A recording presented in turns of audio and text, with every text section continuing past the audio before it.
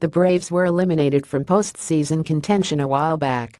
They were playing in their first season in SunTrust Park, and the popular thought process back when the massive rebuild took place was that they wanted to be contending by the time they moved in. That didn't quite happen, but they appear likely to finish in third place, and this season brought some good signs. Of course, it felt that way by mid-May.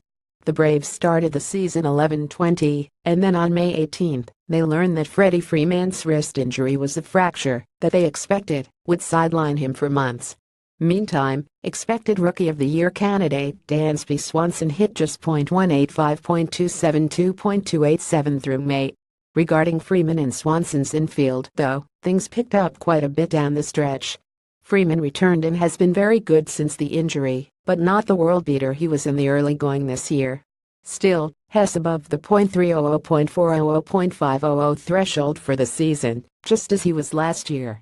He enters next season as the elder statesman here, but he'll still only be 28 years old. Hess on an 8-year, $135 million deal that runs through 2021, so Hess the franchise centerpiece. A very good one at that. Swanson actually ended up being sent down to AAA Gwinnett for a bit, but his shortstop replacement Johan Camargo injured himself while running onto the field on August 8. The Braves then brought Swanson back to man shortstop, and Hess started to play like many imagined he would all year. After a few days, to reacclimate himself to the majors, Swanson has hit .290, .397, .389. The lack of power sub .400 SLG along with 0 home runs has to be a slight concern, but Hess still very young, and that can come with time. Swanson was excellent late last season too, slashing .302, .361, .442, but it was only 38 games and baseball is difficult. It could be that teams adjusted to Swanson early in 2017, which means he was tasked with adjusting back. Struggling a bit as a 23-year-old is pretty normal in the majors.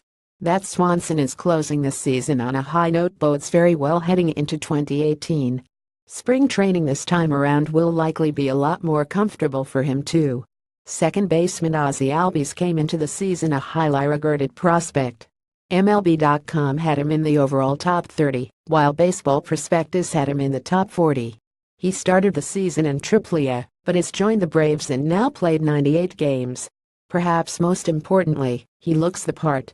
You know how sometimes you can just tell when a guy is a true ball player?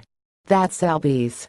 Has been a quality hitter .281, .356, .447 with good gap power, 8 doubles, 5 triples, 5 homers, and has stolen 7 bases in 8 tries.